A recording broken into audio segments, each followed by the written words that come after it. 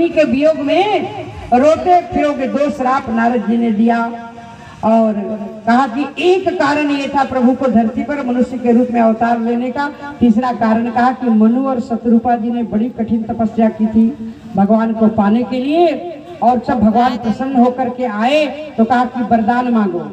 तो उन्होंने कहा कि हे प्रभु, आप जब मेरे समक्ष उपस्थित है और क्या चाहिए। फिर भी भगवान ने कहा कि और कुछ भी मांगना हो तो मांगो। तो कहा कि अभिलाषा एक है, पर हमारी क्षमता इतनी बड़ी नहीं कि मैं आपसे मांग सकूं। भगवान ने कहा कि अपने भक्तों को मैं न दे सकूं ऐसा कुछ भी नहीं है। तो उन्होंने मांगा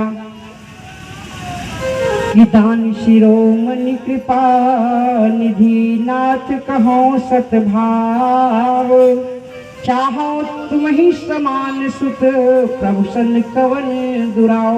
हे प्रभु, मैं आपके समान ही पुत्र पाना चाहता हूँ, ये हमारी कामना है। भगवान ने कहा कि तथास्तु। भगवान ने वरदान दिया तो भगवान को अचानक से याद आया, अरे मैं तो केवल मैं हूँ, अपने जैसा मैं कहाँ से लाऊंगा। पर मैंने वचन दे दिया तो कुछ हो भी नहीं सकता। तो भगवान ने कहा कि आप सरी से खोजो कहाँ जाई, नित्सव तनय हो मैं आई। आप सरी से खोजो कहाँ जाई,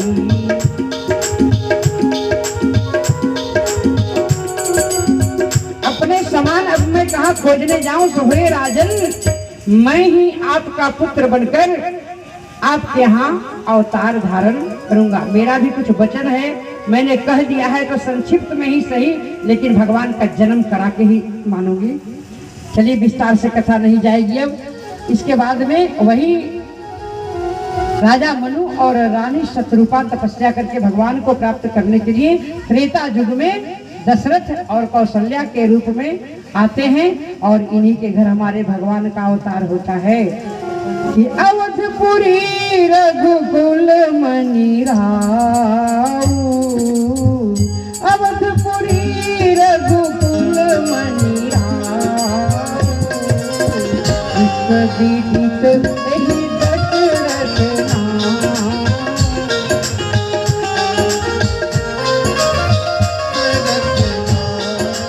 धर्म धुरंधर गुण निधि ज्ञानी,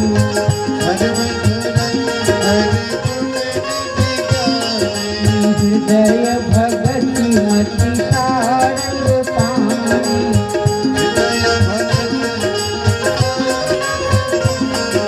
हृदय भगति मति सारंग पानी।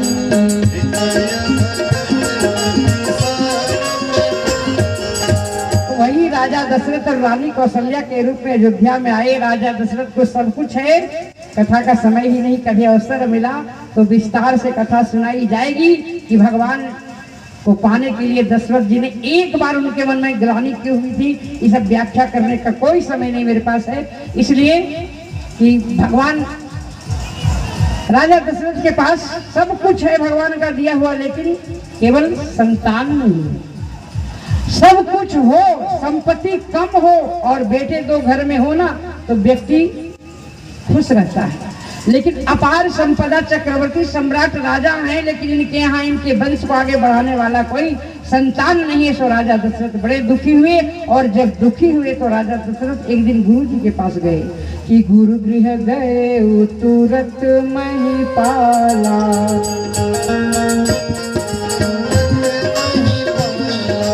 चरण लागी करी विनय विशाला,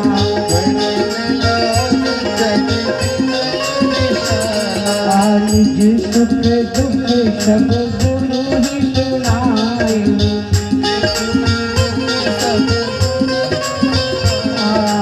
कहीं वशिष्ठ बहु विधि समझाए,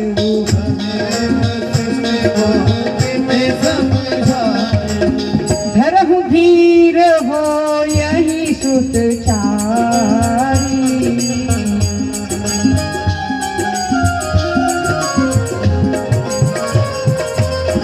भुवन विदित भगत भय भारी,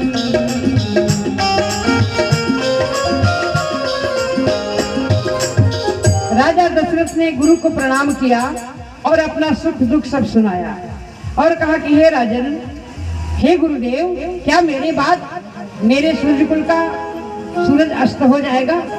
मेरे कुल में दीपक जलाने वाला आगे कोई नहीं होगा।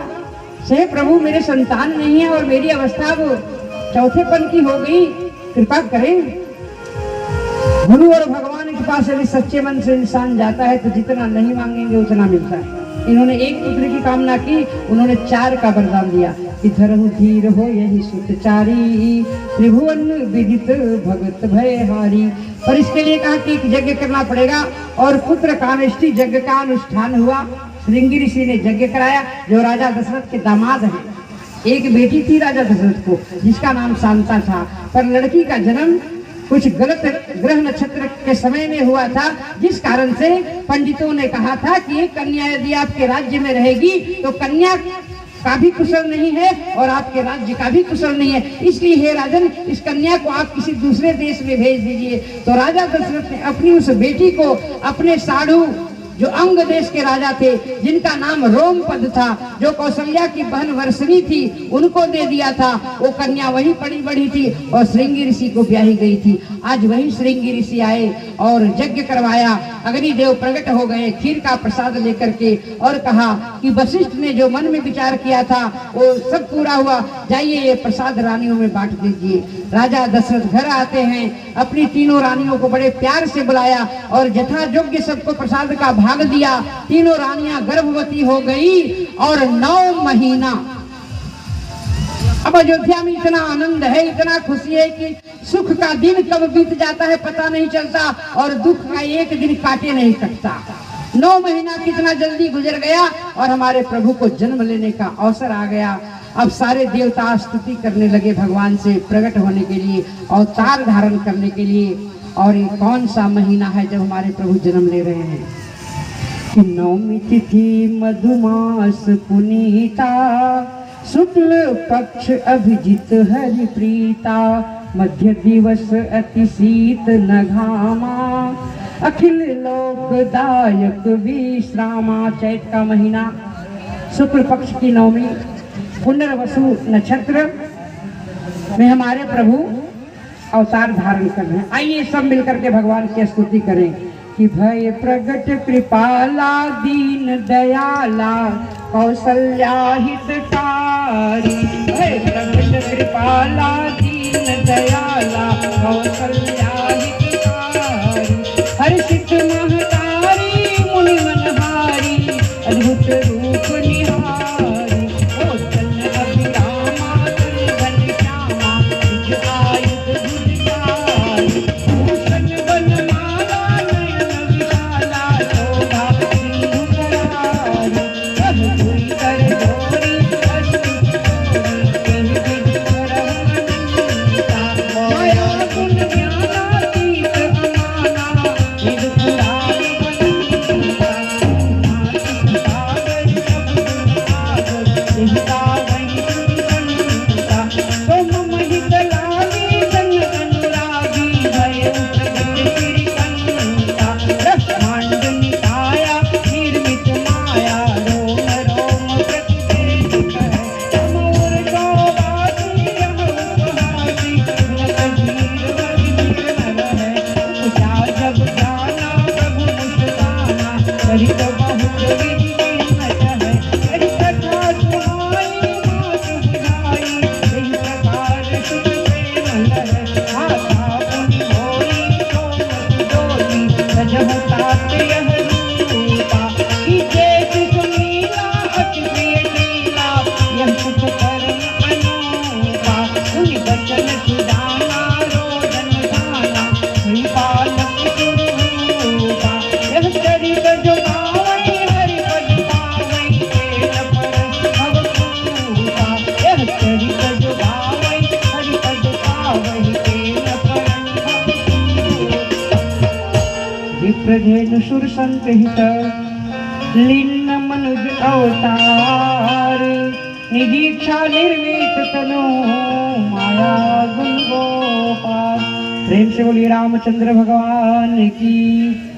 9वीं को राम जी का जन्म हुआ, 10वीं को भरत का जन्म हुआ और 11वीं को लक्ष्मण और शत्रुघ्न जी का जन्म हुआ है। अयोध्या में उत्साह हो गया, दासियां थाली बजाने लगी, छत पर जाकर के बेटा जन्म लेता था। राजा महाराजाओं के यहाँ सोने की थाली बजाई जाती थी, हमारे यहाँ भी बजता है। सोने की थाली नहीं तो कम से कम बेटा जन्म लेता है तो हम लोग कांसे की थाली बजाते हैं, और बेटी जन्म लेती है तब स्टील की।